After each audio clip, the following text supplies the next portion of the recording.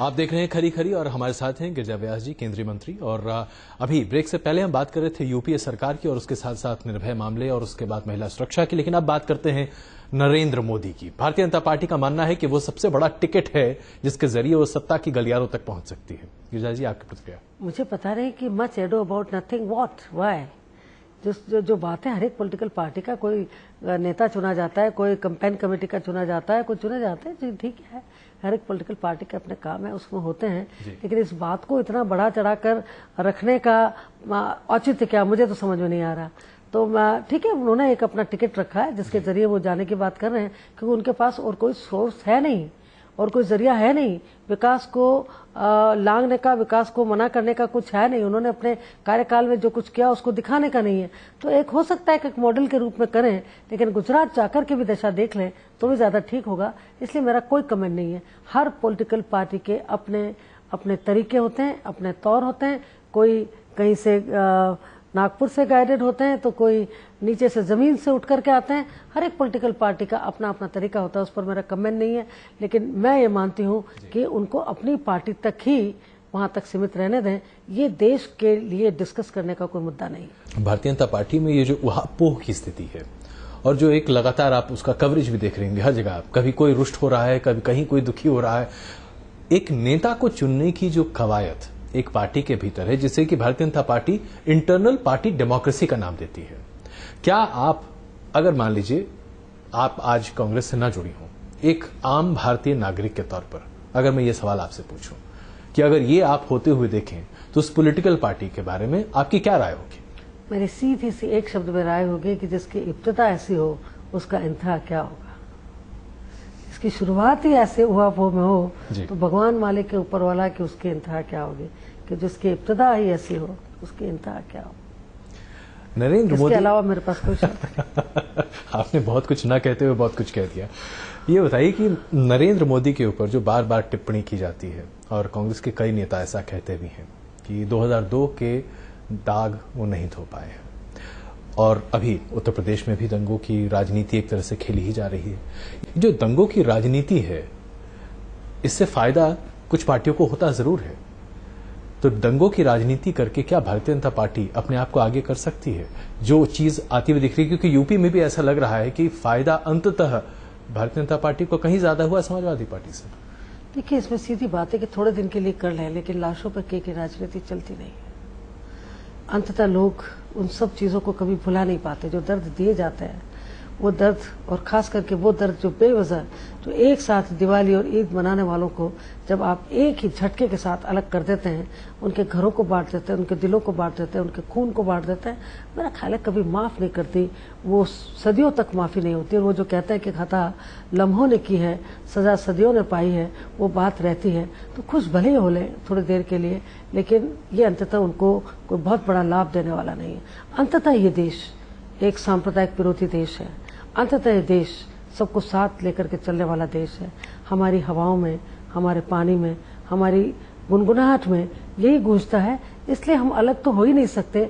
अलग करने की कोशिशें कितनी बार की जाए, थोड़ी सी देर का लाभ किसी पॉलिटिकल पार्टी को मिला भी हो, पर वो बहुत देर तक नहीं चलता। इसलिए इससे बाज आना चाहिए। ये बताइए कि कांग्रेस हमेशा अपने आप को इस तरह की राजनीति से अलग रखने की बात करती है, लेकिन जब जरूरत पड़ती है सरकार बचाने की तो समाजवादी पार्टी जैसे तमाम राजनीतिक दलों का सहारा लेना पड़ता है। आप इसे गठजोड़ की राजनीति की मजबूरी कह सकती हैं, लेकिन ये वास्तविकता है। तो ऐसी पार्टी जो कि आज मान लीजिए, अगर ये सवाल कई बार हम लोगों ने अपने स्टूडियो में पूछा, अपने कई गेस्ट से भी पूछा कि भाई 2002 में जो हुआ उसमें जो है और जो उत्तर प्रदेश में हो रहा है आज, उसमें कितना फर्क है? लगभग एक जैसा ही है माहौल। तो समाजवादी पार्टी से क्या कांग्रेस अपने आप को अलग रखना पसंद करेगी? देखिए, समाजवादी पार्टी आज भी, वहाँ दंगे कुछ भी हो रहे हैं, वहाँ की आंतरिक मामला है। मैं उस मामले में, क्योंकि उसको थोड़ी सी ढील दे करके उसको सोचने की जरूरत है। अभी जब ज्वालामुखी उबल रहा हो उस समय हमें इंतजार करना चाहिए, उस समय घी नहीं डालना चाहिए। मेरा ख्याल है कि सब कुछ ठीक होगा। लेकिन सांप्रदायिक विरोधी पार्टी कहती है, और ऐसे हालात में कहती नहीं है, उन्होंने बहुत बार करके भी दिखाया।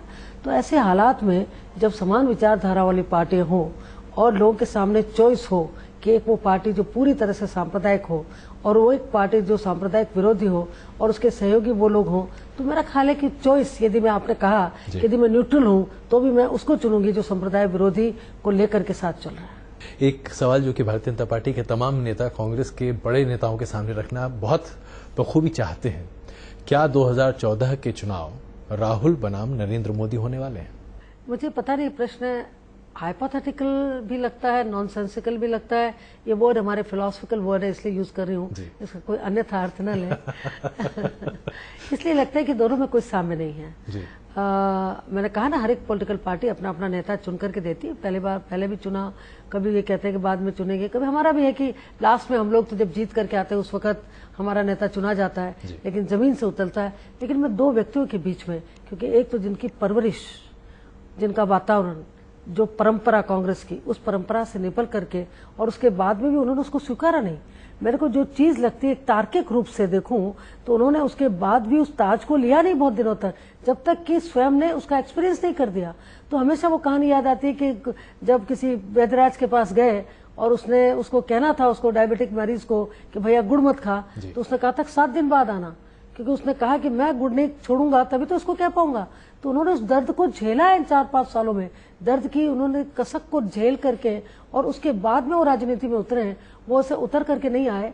इसलिए मैं राहुल जी को बहुत अलग तरह का व्यक्तित्व मानती हूँ, जिसमें अपने सपने, और खुद कहते हैं वो कि मैंने अपने सपने अपने देश को समर्पित कर दिए हैं। तो जो अपने युवा सपनों को समर्पित करके देश के सब लोगों को साथ लेकर के चलता हो, उसका कोई सानी नहीं हो सकता। इसलिए मैं, इसलिए नहीं कि मैं इस पार्टी से जुड़ी हूँ, लेकिन मैंने इस पार्टी में उस युवा को उस दृष्टि से देखा है, दूर से भी उनके पिता की सहयोगी रही हूँ, उस दृष्टि से जिसमें इन्होंने अपने आप को गढ़ा है, उस गढ़ते हुए व्यक्तित्व में जिसने दर्द को सहा है, दर्द दिया नहीं है। तो इसलिए कोई किसी तरह के किसी और व्यक्तित्व के साथ उनकी तुलना नहीं हो सकती।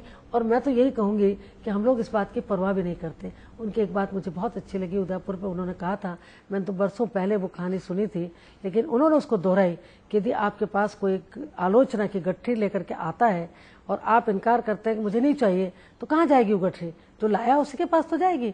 तो उनके पास रहने दीजिए, उन्हें आलोचना करने दीजिए। We don't take it because we have to do lot of work. हमारे सामने बहुत सारे काम पड़े हैं। हमें गरीबों के लिए खाना मुहैया कराना है, उनके इलाज की व्यवस्था करनी है, उनके घर की व्यवस्था करनी है, उनको साथ लेकर के चलना है ताकि 2 भारत नहीं रह सके। इसलिए जो गुरु नानक जी ने कहा था, तू निबेड़ अपनी तेनु होर नाल की, तू संभाल गठरी तेनु चोर नाल की। तो हमें अपनी बात करनी है, हमें दूसरों की चिंता नहीं, हम उस रास्ते पर चलते हैं।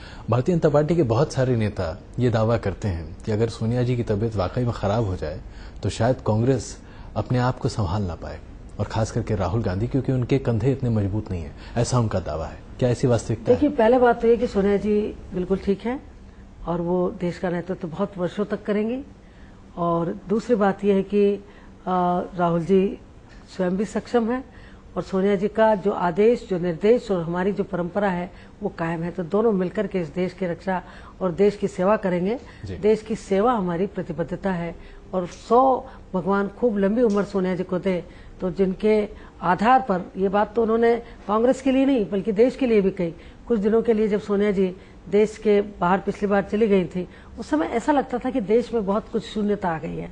तो वो शून्यता केवल एक व्यक्तित्व भर सकता है, जिसका नाम है सोनिया गांधी जी। इसलिए सारे लोग उनकी स्वास्थ्य की प्रार्थना भी करते हैं, वो बहुत ठीक है और हम कांग्रेस की अगुवाई में वे देश की सेवा करेंगे। अब आपके राज्य की बात कर लें, राजस्थान, वहां पर जो सूरत हाल बनता दिख रहा है और जिस तरीके से अभी रैली भी हुई थी वसुंधरा राजे, वहां पर नरेंद्र मोदी भी पहुंचे और जबरदस्त तरीके से गरजे।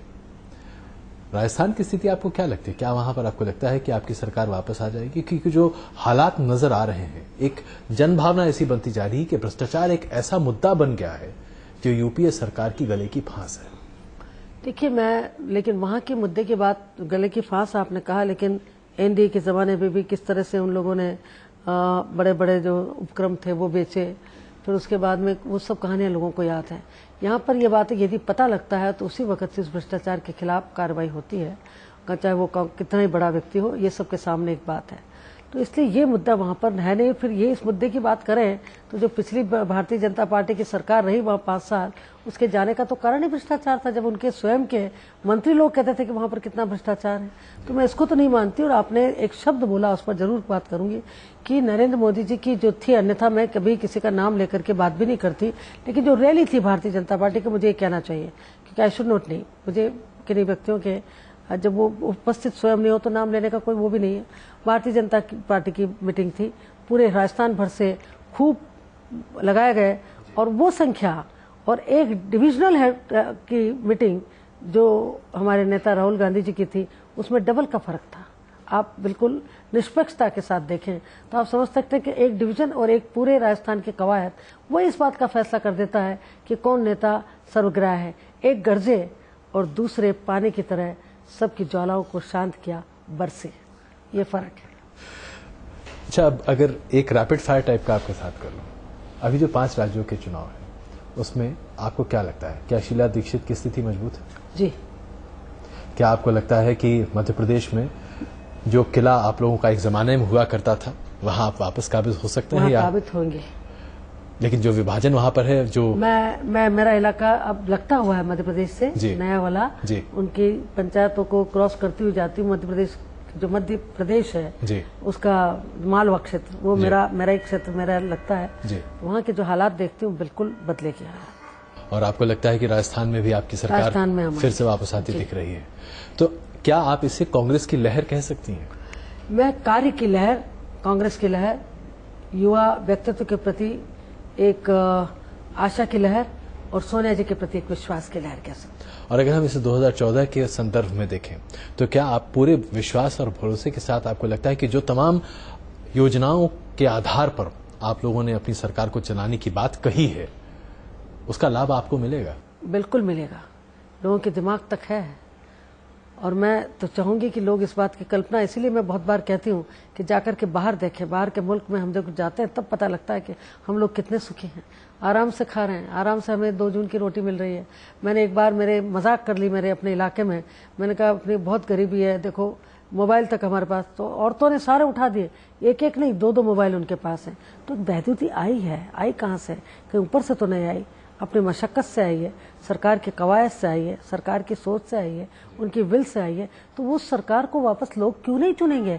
जिनके पास एक युवा व्यक्तित्व हो, जिनके पास सोच वाली नेता हो, जिनके पास अर्थशास्त्रियों भरे हुए, जिनके पास सामाजिक सरोकार के व्यक्ति हो, उस सरकार को लोग क्यों नहीं चुनेंगे? ये मेरे पास सामने एक बड़ा प्रश्न है जो आपको देती हूँ। इसलिए मुझे पूरा विश्वास है कि हम फिर लौटेंगे। और क्या हम राहुल गांधी को प्रधानमंत्री के तौर पर 2014 में देखेंगे? कम से कम ये आप लोगों की ये सबकी मंशा है, ये सबकी इच्छा है जी। और मैंने कहा कि सही वक्त पर सही बात का फैसला कांग्रेस करना अच्छी तरह जानती है।